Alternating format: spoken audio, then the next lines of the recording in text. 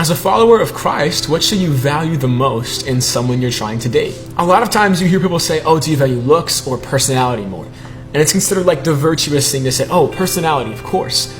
But I actually don't think that either of those are the right answer. A lot of you guys are probably familiar with Proverbs 31, where in verses 10 through 31, it gives us the description of the godly and excellent wife. And in verse 30, it famously says, charm is deceitful and beauty is vain, but a woman who fears the Lord is to be praised. While obviously scripture doesn't indicate that physical beauty is a bad thing, the one time that someone's outward appearance is mentioned in the description of the godly woman, it is mentioned in a negative sense. I think the author does this intentionally because he knows that what we see when we look at a woman as men can often be the most blinding thing about our pursuit of a godly wife. So he says beauty is vain. That word can also be translated as vapor, meaning it's like a mist that passes away with time. We shouldn't place our hope in it.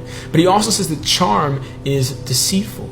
And we hear charm and beauty and sort of assume they mean the same thing, but that word for charm is actually distinct. The word is hakim, and it's a tricky word to translate because it's not just referring to the physical charm of a person.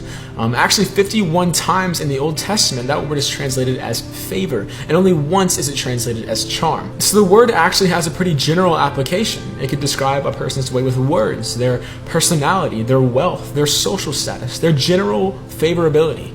And the word tells us that this stuff can actually be deceitful. And this brings me to my main point. Obviously, you want to be attracted to the person you're pursuing. Obviously, you want to enjoy the charm and the personality of the person you're pursuing as well. But I think the point that the word is making here is that a humble adoration and reverent fear of a holy God and godly character that's ingrained in someone's heart is the number one thing that we need to be valuing as we pursue one another for the purpose of dating or marriage. So you can be super physically attracted to someone on one hand, and you can be super in love with somebody's personality on the other. But if the godly character is not there, then you're probably wasting your time. Last note, a lot of times guys will read Proverbs 31 and be like, wow, I know a bunch of women who really need to read this chapter because they're not looking like this right now. But at the end of the day, this chapter is actually written by a king to his son.